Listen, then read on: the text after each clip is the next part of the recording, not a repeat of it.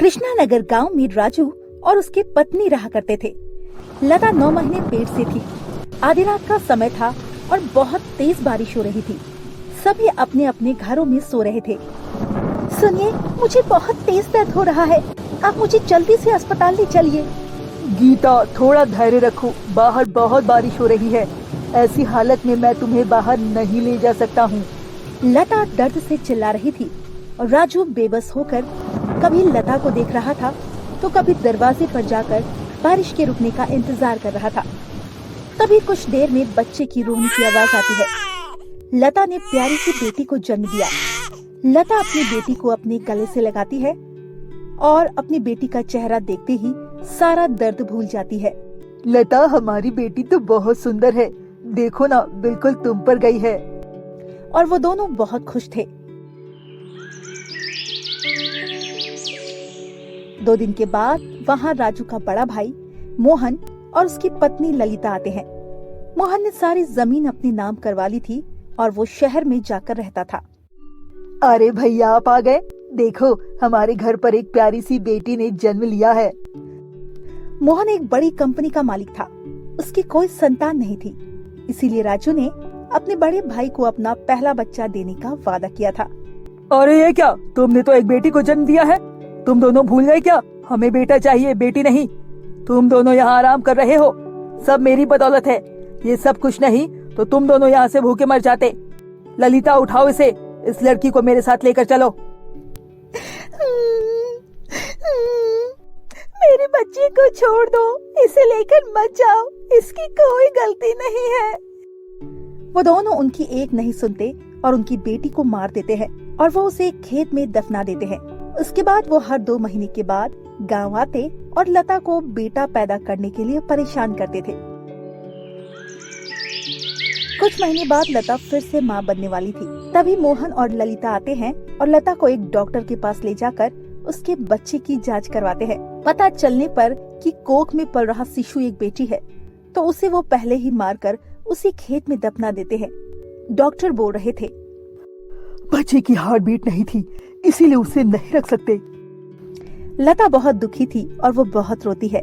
ऐसे ही हर बार लता की बेटी को मारकर एक जमीन में दफना दिया जाता था। आप हर बार मेरे बच्चे को मरवा देते हो, इस बार मैं आपके साथ कहीं नहीं जाऊंगी। ऐसे कैसे नहीं जाएगी? हमें एक स्वस्थ बच्चा चाहिए। डॉक्टर के पास तो तुम्हें जाना ही पड़ेगा। भैया, मैं आपके सामने हाथ जोड़ता हूँ, हमें हमारे हाल पर छोड़ दो। हमें आपसे कुछ नहीं चाहिए। अरे, जो इतने पैसे तुमने पहले लिए हैं और मेरे खेत, जो तू अनाज खा रहा है, उसका पैसा कौन देगा? ललिता और मोहन लता को गाड़ी में डालते हैं और उसको अपने किसी जानने वाले डॉक्टर के पास ले जाते हैं। इस बार फिर से बेटी ही थी, इसीलिए वो उसे भी मार देते हैं और उसे भी बाकी 4 बेटियों के साथ दफना देते हैं। मुझे तो लगता है ये हमें बेटा दे ही नहीं सकती। आप इन्हें यहाँ से निकाल दो। कितने समय से मुफ्त की रोटियां खाए जा रहे हैं ये लोग। तुम बिल्कुल सही कह रही हो। राजू और उसकी पत्नी को धक्के मारकर अपने गांव के बाहर निकाल देता है और अपनी सारी जमीन भी उनसे ले लेता है। लता और राजू अब बेघर हो गए थे। अब हम कहाँ जाएंगे? तुम चिंता मत करो, भगवान पर भरोसा रखो, सब ठीक हो जाएगा। चलते चलते उन्हें मोहन के खेत के पास ही एक पुरानी झोपड़ी मिलती है।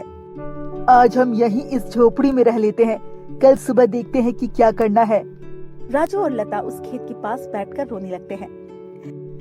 पता नहीं किस जन्म की सजा मिल रही है हमें। भगवान को हमारी फूल जैसी बच्ची पर जरा भी तरस नहीं आया। तभी नीचे वो 5 बच्चियां आपस में बात कर रही थी। हमारी चाचा ने हमारे माता पिता को बहुत दुख दिया है और हम सबको भी हमारे माता पिता से दूर किया है।